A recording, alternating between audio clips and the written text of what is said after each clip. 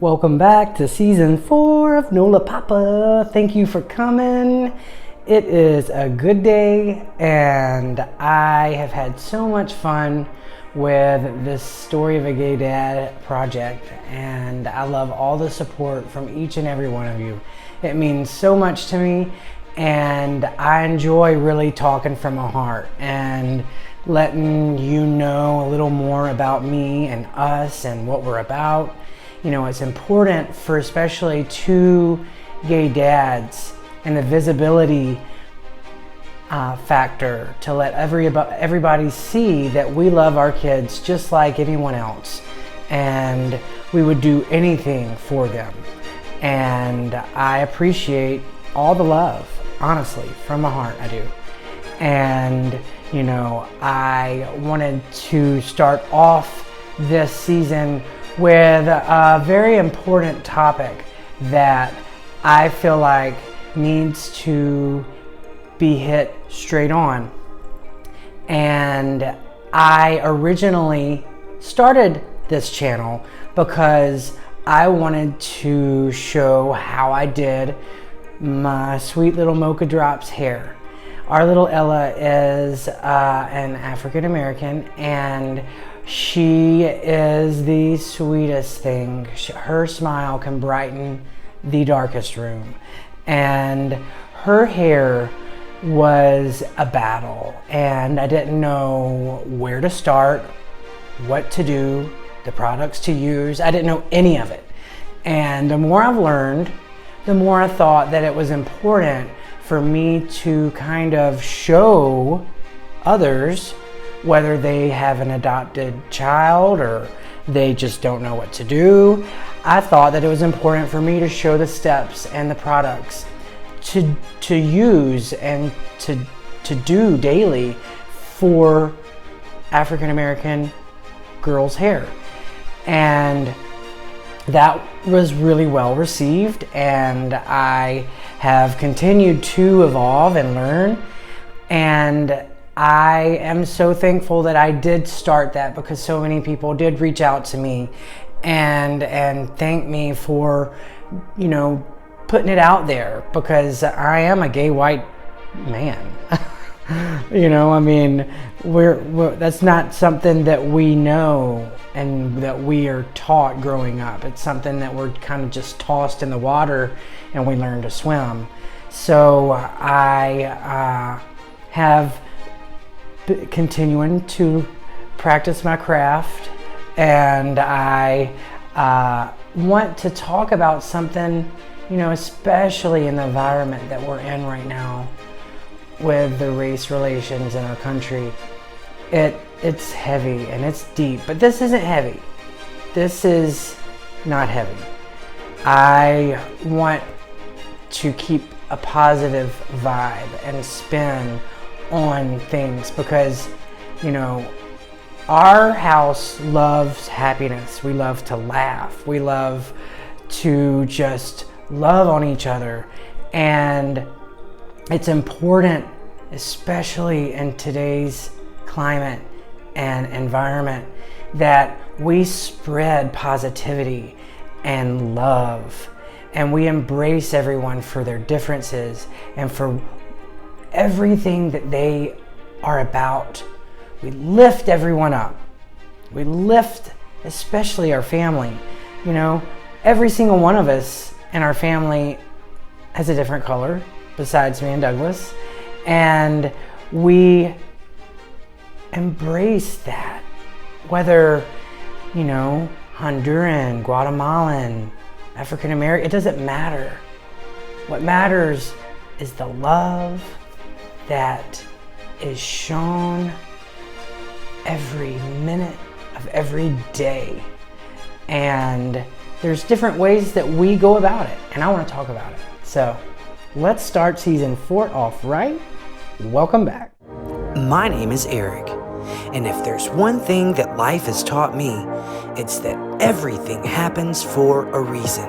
All the twists and turns and everywhere in between. This is NolaPapa, the story of a gay dad.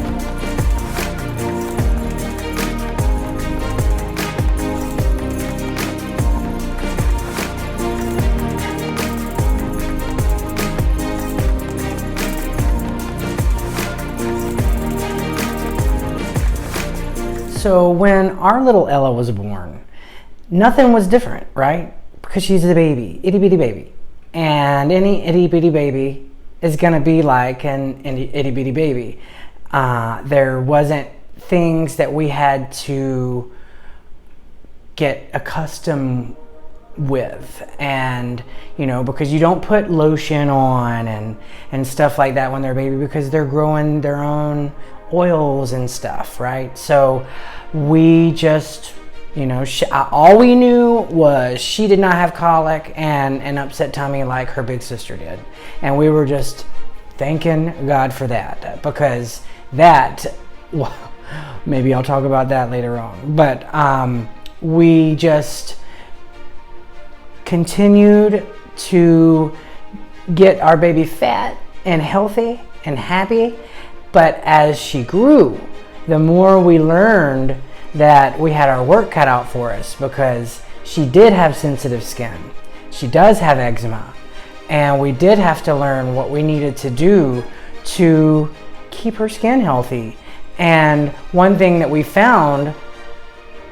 I found once I had to start styling her hair and keeping her hair healthy, the products sometimes messed up her skin. Fabric softener messed up her skin, and anything with fragrances really messed up her skin. So I had to really make sure and be very diligent when caring for anything about Ella's products. I had to really make sure that there wasn't a fragrance, and that the detergent that we used was fragrant free. And if her skin did flare up, if there were eczema flare-ups, I probably in the first 2 years of her life had 5 different visits to the dermatologist. It wasn't like crazy gross breakouts. It was just like sandpaper, or it was like bumps here and there, and we were prescribed lotions that really knocked it out. Like, it was bam, it was gone within 2 days. But we learned that there is a particular lotion that we use every night, like every night. We do not skip, and it's CeraVe. And that stuff we did not start out using. It was only until probably like 2.5 years old. We went back to the dermatologist, and they said, "What kind are you using?" And I'm like, "Well, it's organic from Trader Joe's." It just because it's organic and it comes from Trader Joe's does not mean that that's going to be the best for your African American baby, okay? Because Trader Joe's is great and all, but it also uses like, seed oils and like all these like natural ingredients and stuff that could really make her skin react to it. It didn't have a fragrance, but it still had all these different other, it had good ingredients, but for her particular skin type, not the best for her. So we stopped buying it, and we were told to get CeraVe. Kind of expensive. It's like about $20 for a little, for a thing that thick and then that big around. And it has like a little pump on it. It's cheaper at Walmart, I will say that. But if you go to CVS or Walgreens, it's probably going to be a double. But we use it every night. And I tell you, within the first week of using CeraVe, her skin got so much better. And, I use it, if I don't really try to use anything on her hair that will make her face break out. But Mimi, she goes to her Mimi's house, and Mimi has had to learn, because she loves fabric softener. And fabric softener really broke her out. And like, I'm telling you, we can smell Mimi's house. If I don't wash the clothes again, I can still smell Mimi after I wash the clothes. But if I don't even wash the clothes, I can smell Mimi's house for at least 2 weeks.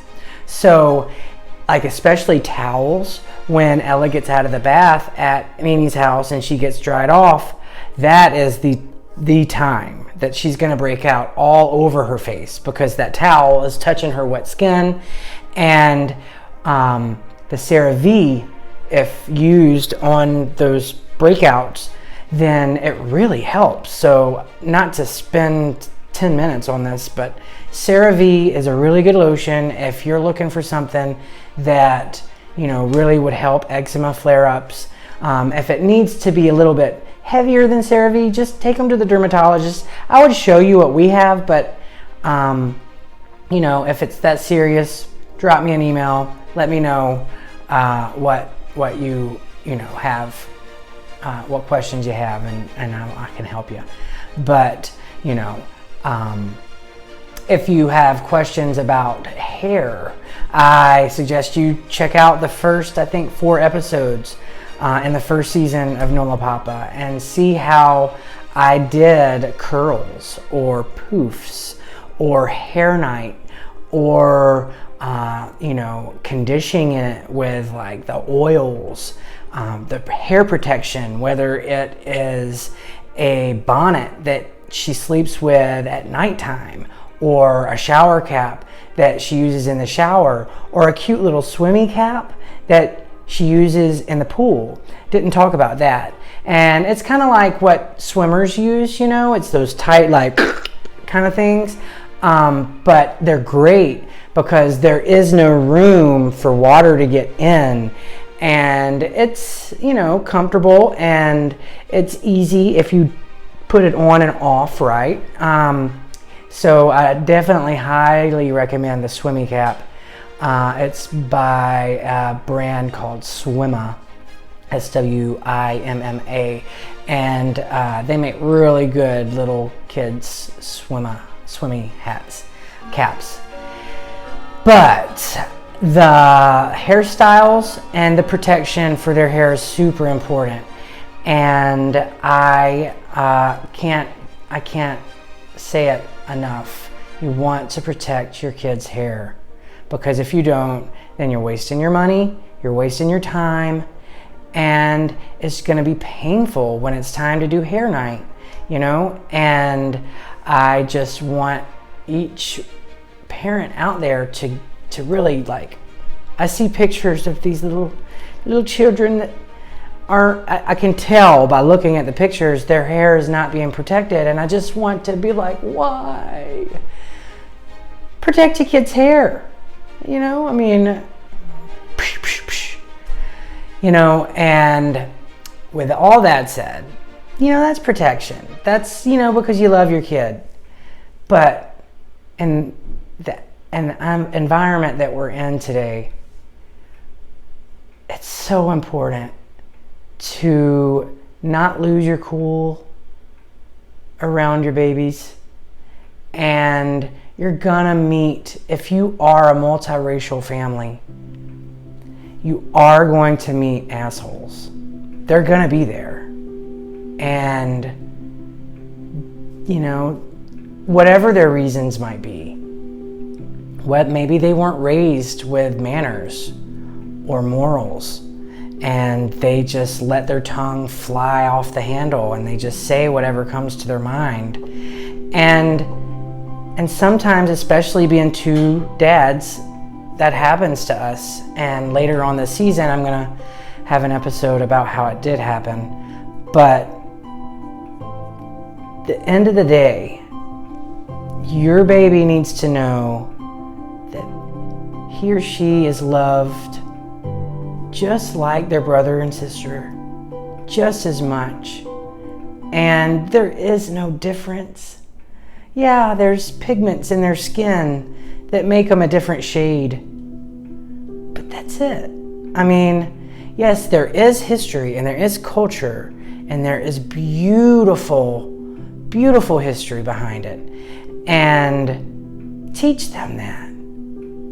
Teach them that their own existence comes from beautiful and rich cultures. And don't let them grow up and I'm not trying to tell you how to raise your children, okay? What I'm trying to say is we're not going to teach our children that they learn from just because they learn from their white daddies. We're not going to drown them in white culture. We want to enhance their mind and their heart with knowledge and empowerment, and let them know that yes, we are their white daddies, but they embody that power and that bold and beautiful eagerness to learn about where they came from and who they are and who they will be.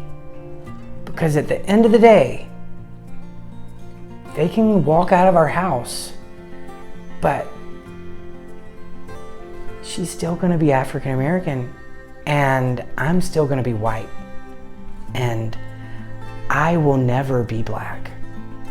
As much as I want to be in her shoes and punch someone in the face when they say ignorant stuff, I will never know how it feels to be black. I can be empathetic. I can try as hard as I can. But I need to teach my children that who they are and what they offer is so much more important than the differences of skin colors.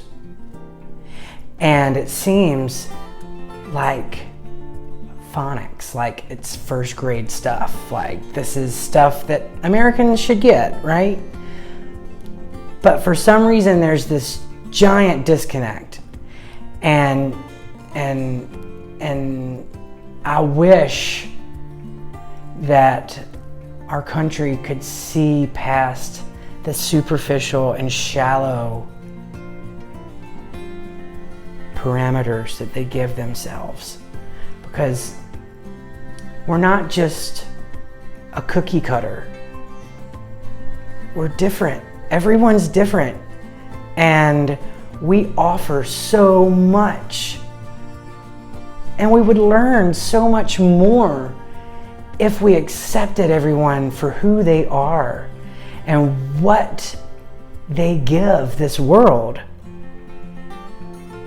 And if you just took off this tunnel vision and you were able to see the spectrum of what Earth and what we as humans gift this Earth, it's a shame that there are these parameters, but it takes one person to help push that ball and get it to roll, and to learn that we aren't who we were always taught to be. Sometimes you're taught wrong, and it's when you realize the things that you were taught were bogus, or were racist, or were wrong. It doesn't even have to be racism. It could just be the person you learned it from was just wrong, and they didn't know any better. They just were wrong. And it's important that we acknowledge that and we stop the cycle right now. And you pick up a new book and you relearn, because when you relearn, you reteach.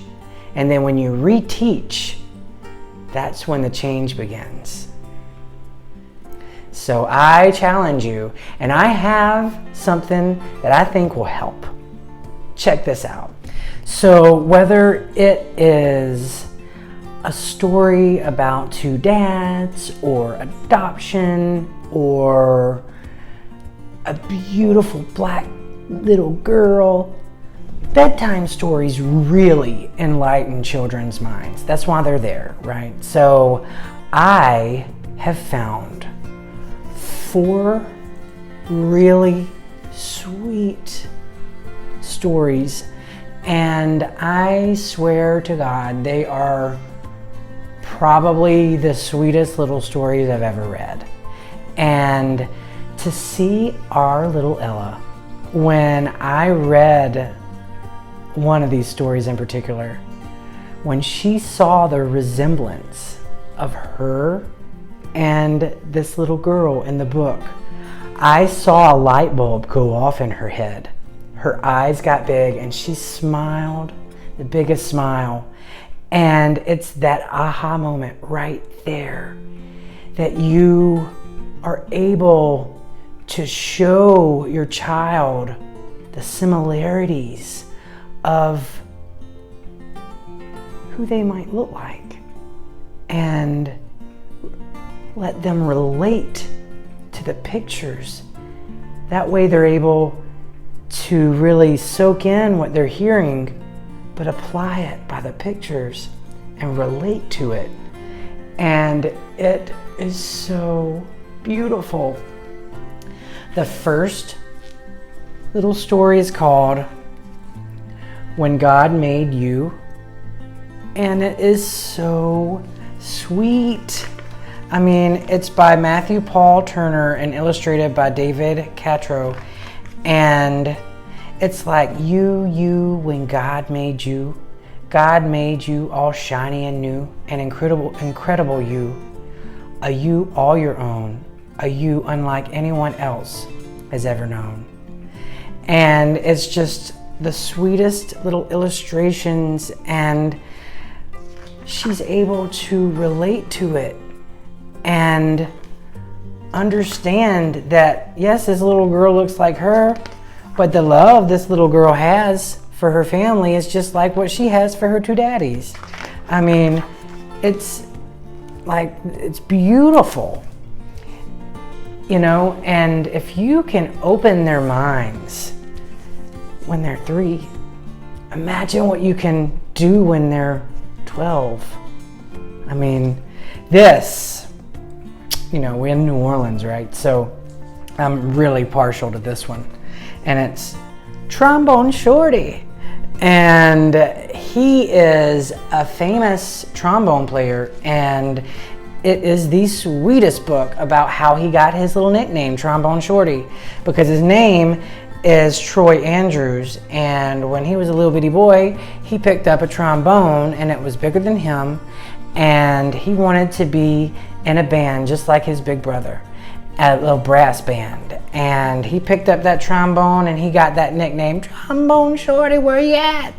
You know, because where you at, that is a New Orleans slang term with how you doing? How you doing? Like, it's awesome illustrations. You know, the stories by Trombone Shorty, Troy Andrews, and it's illustrated by Brian Collier. And it starts out, where you at? Where you at? Where you at? You get a little dose of where we're from too. So I highly recommend Trombone Shorty. It's really sweet, and it introduces music, you know, and the soul vibe of New Orleans, and you know, the culture of African Americans. He grew up in the Treme, and Treme is the oldest black neighborhood in America. I don't know if you know that. There was an HBO show called Treme. And this book is really like the epitome of musicians. It's a good thing. I highly recommend Trombone Shorty. Check it out. And this book is called Honey, I Love. Oh, I love this book. Oh my goodness. This is the book when Ella's eyes like lit up. And there's a couple of books where her eyes did that, but it's by Eloise Greenfield and illustrations by Jan Spivey Gilchrist. And it's, you know, from a little child's point of view, and I can just hear her little dialect, and I can hear her talk. And it's like, I love a lot of things. I love a lot of things. Like, my cousin comes to visit. And you know, he's from the South, because every word he says just kind of slides out his mouth. I like the way he whistles. I like the way he walks. But honey, let me tell you, I love the way he talks. It is so sweet, and it's about all the things she loves. And you talk about sassy little girl. I think that's why Ella liked her so much, because she saw how sassy this little girl was, and she related to her. And then this one gives me chills, and it's called I Am Enough. And if there was a book for you to be able to teach your African American, your minority child, I don't know how you'd say that in English, like minority child? And if your child is a minority, I guess that's the way you say it, then you know what? It's for any child. Why would it's for any child. It doesn't matter what race your child is, because they are enough. I am enough. And it's by Grace Byers, illustrations by Kutra Bobo. And it is very short in like the substance, like the words, like the sun, I'm here to shine. Like the voice, I am here to sing. Like the bird, I'm here to fly and soar high over everything. And the message behind it, I mean, it talks about failure and getting back up, and the people behind you, beside you, that lift you up when you do fall. Very important message. You know, I mean, it's like all races. It is beautiful. And it's these books, I Am Enough, Honey I Love, Trombone Shorty, When God Made You. These books help at an early age, at a crucial age. And I encourage each and every one of you, even if you are the darkest white family in your suburb, I beg you to go on Amazon or Barnes & Noble or your mom and pop bookstore, and you purchase one of these books, and you teach it to your white children, and you teach it to all of the children, because it's when they learn at such a young age that we are all different, and we all love the same, and we all want to be loved the same. It's when that light bulb blinks, that is when the world will change. So, welcome back to season 4. I am so glad you're here. If you like what I got, subscribe to our channel, hit the notification button so you can be notified when I release new episodes. Go to Instagram, follow NolaPapa, follow our journey.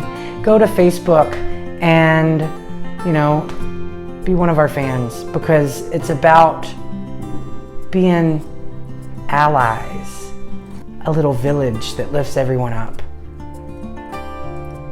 It's very important. Tell everyone about NolaPapa. And until then, I send you Nola love.